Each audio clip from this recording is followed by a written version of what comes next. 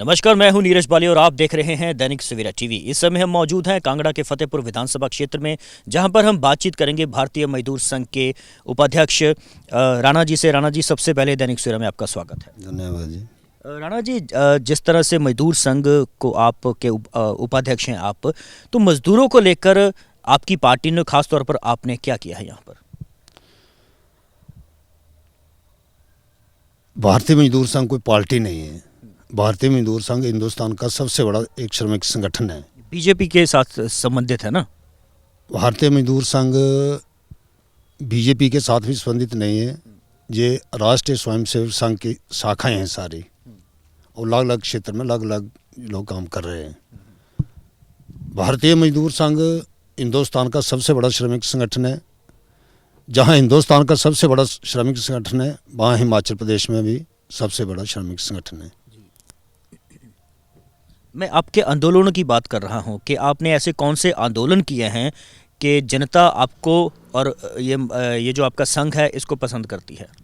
देखिए, जब हिमाचल प्रदेश में माननीय वीरभद्र सिंह की सरकार सत्ता में आई, तब मजदूर वर्ग का और कर्मचारी वर्ग का शोषण हुआ है, जमकर शोषण हुआ है।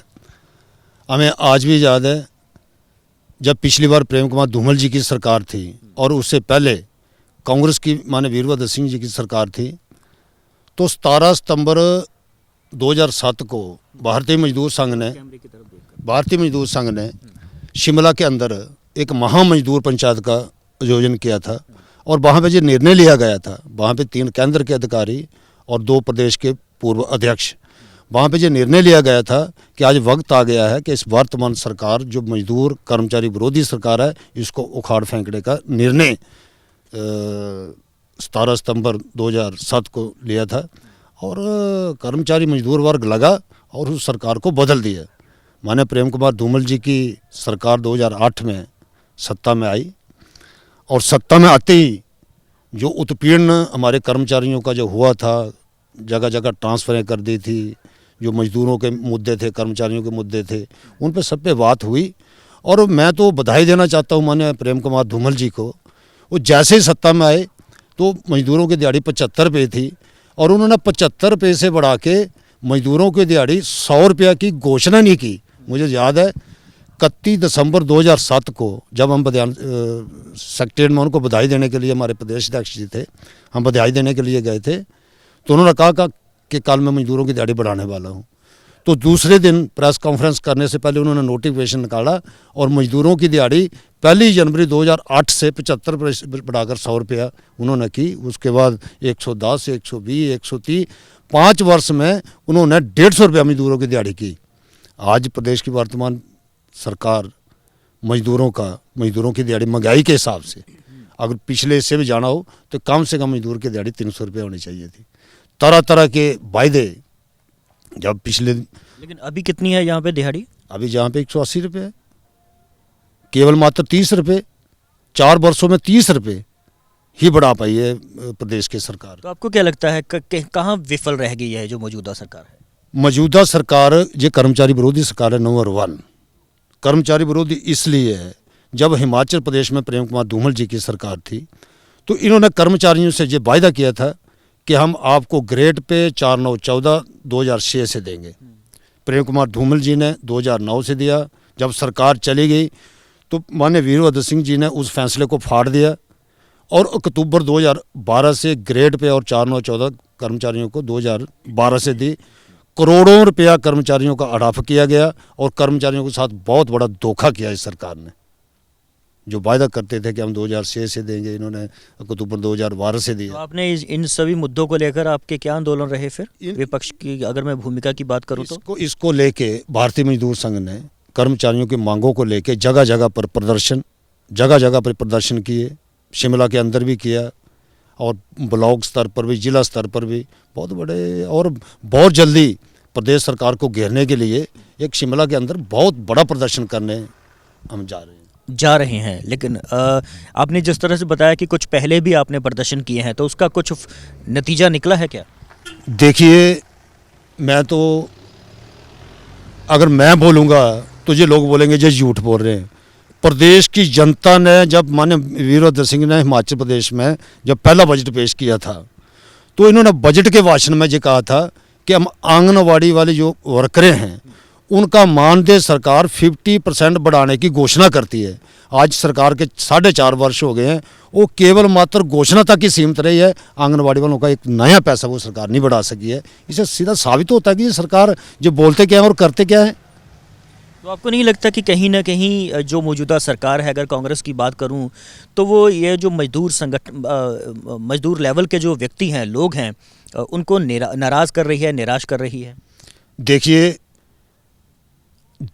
किसी भी विभाग के अंदर जाइए, भारतीय मजदूर संघ के साथ हिमाचल प्रदेश में 160 यूनियनें भारतीय मजदूर संघ के झंडे के नीचे काम करती हैं। आज लोकतंत्र के अंदर अब कोई आंदोलन करना है तो किसी से परमिशन लेने की कोई ज़रूरत नहीं होती है। पिछले दिनों HRTC का आंदोलन हुआ, सरकार पहली बार हमने सुना कि सरकार कोर्ट में गए, स्टे लेके आ गए, लोगों के पास स्टे पहुंचा नहीं और लोगों को टर्मिनेट कर दिया।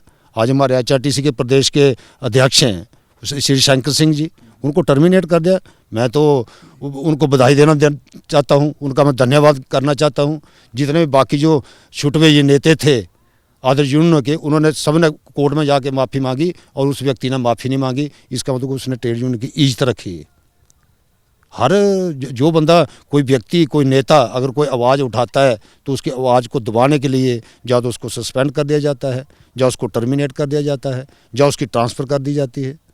ऐसे सरकार के समय में होता है। अगर हम बात करें मौजूदा सरकार को लेकर, तो आरोप लगते आ रहे हैं माफिया का, कभी खनन माफिया, भू माफिया, ड्रग माफिया। तो इस तरह का जो माफिया राज है, किस तरह से लड़ाई लड़ेंगे इसके खिलाफ? देखिए, सत्ता आने से पहले इनके घोषणा पत्र के अंदर मैं तो चाहूँगा कि माननीय मुख्यमंत्री जी उस घोषणा पत्र को निकालिए। जिस घोषणा पत्र में आपने कर्मचारियों के साथ क्या वायदा किया था, आपने मजदूरों के साथ क्या वायदा किया था, आपने बेरोजगारों के साथ क्या क्या वायदे किए हुए थे, आज लड़ रहे हैं ये लोग। आज लोगों को ये गुमराह कर रहे हैं। आज बेरोजगारी भत्ते की बात कर रहे हैं। 4.5 साल बीत गए हैं, परंतु एक व्यक्ति को बताएं जिसको इन्होंने बेरोजगारी भत्ता दिया है। कभी मुख्यमंत्री कुछ बोलता है, कभी प्रदेश अध्यक्ष कुछ बोलता है, कभी मुख्यमंत्री बोलते हैं जे इनकी अपनी पार्टी की बात है, हम नहीं चाहते अपनी पार्टी में जो मर्जी करें, परंतु जो जनता के साथ किया है, जो नौजवानों के साथ जो वायदा किया है, उस वायदे के अनुसार इनको उतरना चाहिए। मुझे तो उसका बयान ठीक लगा आदरणीय बिंदल जी का, कि जितना 4 साल से बेरोजगारी भत्ता एक नौजवान का 60,000, 70,000, 80,000 जो भी बनता है सरकार उस हिसाब से दे, नहीं तो वरना आने वाले समय में ये बेरोजगार इनको बहुत बुरे तरीके से कुर्सी के नीचे उतारेंगे। अब मानकर चलें कि आप भी कहीं ना कहीं फतेहपुर विधानसभा क्षेत्र से टिकट के दावेदार हैं। देखिए, जिस संगठन में मैं काम करता हूँ, मैं पहले ही बताया है कि वो हिंदुस्तान का सबसे बड़ा श्रमिक संगठन है। उस संगठन में लगभग 26-27 वर्षों से काम कर रहा हूँ, और जितना काम हमने उस संगठन के अंदर किया है उससे ज़्यादा इस विधानसभा क्षेत्र में हमने भारतीय जनता पार्टी का काम किया है। गवर्नमेंट एम्प्लॉयज होते हुए भी हमने मंचों पे भाषण, पार्टियों की रैलियाँ, पार्टियों के साथ धरने पे जाना, अपने ऊपर मुकदमे बनाना, इवन के मुझे टर्मिनेट तक, सस्पेंड तक भी किया गया। पिछले दिनों जब बाई इलेक्शन ज्वाली का हुआ था, आदरणीय चंद्र कुमार जी संसद चुने गए थे, तो नीरज भारती वहाँ के उम्मीदवार खड़े किए कांग्रेस ने। वहाँ पे फॉरेस्ट के लोगों के लिए हमने आंदोलन किया, 60 दिन वहाँ पे आंदोलन पे बैठे रहे। उसका नतीजा में भुगतना पड़ा, हमें सस्पेंड कर दिया सरकार ने। हारने के बाद हमें सस्पेंड कर दिया। जहाँ तक सवाल है, अगर हमारा संगठन चाहेगा तो निश्चित तौर पर, क्योंकि हमने 26-27 साल जहाँ कर्मचारी, मजदूर वर्ग, हर वर्ग की लड़ाई लड़ी है, हर वर्ग के लिए आंदोलन किया है, तो निश्चित तौर पर टिकटार्थी हैं। सोचिए किया जाएगा जी। सर, जिस तरह से आपने ये कहा है कि आपको सस्पेंड कई बार किया गया है, तो आप फिर ऐसा नहीं हो सकता कि अपनी पोस्ट से रिज़ाइन देके पूरा का पूरा आप राजनीति में आ जाइए? देखिए, ये जो राजनीतिक क्षेत्र है, हर व्यक्ति कहीं ना कहीं जुड़ा हुआ है, कहीं ना कहीं किसी न किसी राजनीतिक इससे जुड़ा हुआ है।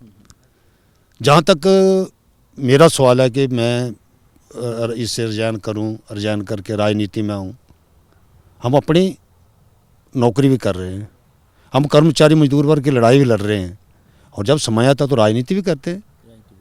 करता कौन नहीं है राजनीति? जो इन्होंने जो आज वो सरकार के अंदर जो लोग सरकारी कर्मचारी हैं, वो शर्म वीरभद्र सिंह की इसमें राजनीति करते हैं। अगर हम कहीं करते हैं तो इनको ये भी दुख भी नहीं होना चाहिए। जी, मानकर चलते हैं कि अगर आपको यहाँ से टिकट मिल जाती है तो किसानों के साथ साथ और कौन से ऐसे मुद्दे हैं जिनको आप उठाएंगे? इस विधानसभा क्षेत्र में बहुत सारे मुद्दे हैं, बहुत सारे मुद्दे, बहुत इतने मुद्दे हैं। ये हमारी 240 करोड़ की शाह नहर, बहुत बड़ी शाह नहर परियोजना, जो हर किसान के खेत में पानी लग रहा है। माननीय प्रेम कुमार धूमल जी को माननीय प्रेम कुमार धूमल जी कहते हैं कि मैं किसान का बेटा मुख्यमंत्री हूँ, तो वो किसान का बेटा कहने के लिए नहीं है, उसने सचमुच करके इस विधानसभा क्षेत्र को बताया है। 240 करोड़ की शाह नहर परियोजना और 45 ट्यूबवेल जिसमें हमारे किसान के खेत को पानी लगता है, और उन्हें करके दिखाया है।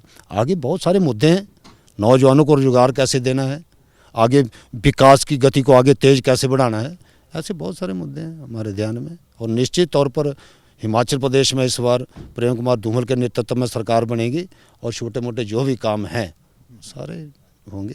अगर यहाँ के मौजूदा विधायक की बात करें तो आपको लगता है कि उन्होंने अपना जो काम है वो ठीक ढंग से अदा किया है? देखिए, माननीय मौजूदा विधायक, माननीय मंत्री जी हमारे सामान्य बुजुर्ग नेता हैं। मैं उनके बारे में कुछ ज़्यादा टिप्पणी नहीं करना चाहता। 35-40 साल उन्होंने इस क्षेत्र में राज किया है, राजनीति में आए हुए हैं। मैं उनके बारे में अगर मैं ज़्यादा बोलूँगा तो मुझे लगता नहीं, क्योंकि पूरी जनता को पता है उनका कैसे व्यवहार रहा है, कैसे नहीं रहा है। अगर इसके लिए मैं ज़्यादा बोलूँ। सर, व्यवहार की बात आप लोग करते आ रहे हैं, लेकिन उसके बावजूद भी फिर जनता उनको वोट क्यों देती है? देखिए, हमारे वरिष्ठ आदरणीय डॉक्टर सतीश जी ने भी आपके सामने पहले अपनी बात रखी है। जहाँ तक इनके बारे में जो बात है, ये पार्टी की उपले स्तर की बात है। नहीं तो निश्चित तौर पर पिछली बार भारतीय जनता पार्टी की प्रेम कुमार धूमल के नेतृत्व वाली सरकार बननी थी। कुछ गलतियां रही हैं, कुछ टिकटें गलत बांट दी गई थी, उस वजह से सरकार नहीं बन पाई। ये कहा जाता है कि शांता जी ने कहा था कि बिना कांगड़ा के सहयोग से मैं सरकार बनाऊंगा। शांता कुमार ने नहीं कहा था, अब धूमल जी ने कहा था। धूमल जी ने ये भी नहीं कहा था कि मैं बिना माइनस कांगड़ा सरकार बनाऊंगा। प्रेम कुमार धूमल ने जिलावाद, इलाकावाद, ऊपर का हिमाचल और नीचे का हिमाचल ना करते हुए सबको एक निगाह से देखा और पूरे प्रदेश में एक समान विकास करवाया है। ऐसा उन्होंने कतई नहीं कहा कि मैं माइनस कांगड़ा सरकार बनाऊंगा। परंतु चलो, कुछ जो गलतियां रही हैं, इस बार पार्टी बड़ी सीरियस है इस मामले को लेके। इस बार ठीक ही निर्णय होगा और जिसको भी जहाँ से प्रत्याशी उतारा जाएगा, निश्चित तौर पर जहाँ से उसको जिता के भेजेंगे। पिछली बार कुछ गलत लोगों को जहाँ से टिकट बाहर के व्यक्ति को दिया गया था और जनता, हमने बड़ा सहयोग किया, जनता ने नहीं चाहा। जनता ये चाहती थी कि सेंट्रल बेल्ट से हो, अपने विधानसभा के क्षेत्र से हो। तब अपने विधानसभा के क्षेत्र से नहीं था, बाहर का था, उस लोगों ने नहीं उसको ये इस बार जनता को मदन राणा जी मिल गए हैं। देखिए, जनता के बीच जाते हैं, जनता की बात सुनते हैं। आज से नहीं सुन रहे हैं, लगभग 26-27 वर्षों से सुन रहे हैं। जब जब किसी को भी ज़रूरत रात को पड़ती है तो रात को उठ के जाते हैं, दिन को पड़ती है तो दिन को उठ के जाते हैं। और जहाँ का भारतीय जनता पार्टी का जो संगठन है, वो कुछ, मैं नाम नहीं लेना चाहता हूँ, कुछ चंद लोगों ने आज भी अपनी जेब में उसको डाल के रखा हुआ है। अगर टिकट किसी को भी मिलती है, जब तक हम सारे लोग इकट्ठे मिलके नहीं चलेंगे तब तक कैसे। अब मान लिया कि मुझे टिकट दे देती है पार्टी, मैं इन सब लोगों को जो आज हमेशा हर विधानसभा के क्षेत्र में 5, 10, 15 लोग चाहना रखते हैं कि मुझे टिकट मिले, रखते हैं। अगर रखते हैं वो, तो मिलनी तो एक है। हिमाचल प्रदेश में 68 विधायक हैं, 69 तो बनने नहीं, तो फतेहपुर का भी एक ही टिकट होगा। अगर एक को अगर मुझे मिलती है तो मेरा फर्ज बनता है कि उनको मैं सबको लेके साथ चलूँ। अगर मैं चाहूँ कि नाम मुझे टिकट मिल गया, अब इनके ऐसे तैसे मैं अकेला ही जीत जाऊँगा, ऐसे तो नहीं होगा। और ऐसे हुआ है पीछे। और आज और अगर किसी और को टिकट मिलती है तो आप उनके साथ चलेंगे? बिल्कुल, इस बार पार्टी बिल्कुल ठीक फैसला करेगी, ठीक व्यक्ति को टिकट मिलेगा और निश्चित तौर पर हिमाचल प्रदेश में प्रेम कुमार धूमल के नेतृत्व वाली सरकार बनेगी और जहाँ से भारतीय जनता पार्टी का विधायक हम चुन के भेजेंगे। लेकिन कहा यह जा रहा है कि धूमल जी को किसी न किसी स्टेट का गवर्नर जो है वो लगा दिया जाएगा और नड्डा जी को यहाँ पर लाने की बात सामने निकल कर आ रही है। देखिए, ये कुछ भी नहीं है, ये सब कांग्रेस के लोग जो ख्वाहिश फैला रहे हैं, ये बिल्कुल गलत है। बाकी पार्टी के जो फैसले हैं उसके बारे में हम क्या बोल सकते हैं, पर बाकी जो ख्वाहिश हैं कि नड्डा जी आ जाएंगे, धूमल जी को गवर्नर बना देंगे, पहले जो ख्वाहिश चली हुई थी जी शांता जी को गवर्नर बना रहे हैं, ये सब कांग्रेस के लोग दुकानों में बैठ के जो ऐसी बातें करते हैं। जाते जाते आप यहाँ की जनता से कुछ कहना चाहेंगे, कुछ संदेश देना चाहेंगे? जनता से मैं एक ही अपील करूंगा कि हिमाचल प्रदेश में फिर से कमल खिले, जहाँ से भी भारतीय जनता पार्टी का विधायक चुनकर जाए और प्रेम कुमार धूमल के नेतृत्व वाली फिर से हिमाचल प्रदेश में सरकार बने और इस विधानसभा के क्षेत्र में जो रुके हुए कार्य हैं, जिन खेतों में अभी पानी नहीं पहुंचा वहाँ तक पानी पहुंचेगा, जहाँ सड़क नहीं पहुंची वहाँ सड़क पहुंचेगी, ये हम निवेदन करते हैं। यही कहना चाहते हैं। तो ये थे मदन सिंह राणा जी, जिन्होंने ये कहा है कि धूमल जी के नेतृत्व में यहाँ से चुनाव लड़ेंगे। बाकी देखना दिलचस्प होगा कि पार्टी जो है वो धूमल जी के नेतृत्व में चुनाव लड़ती भी है या नहीं। कैमरामैन वीरेंद्र मेहरा के साथ मैं नीरज बाली, दैनिक सवेरा टीवी, फतेहपुर।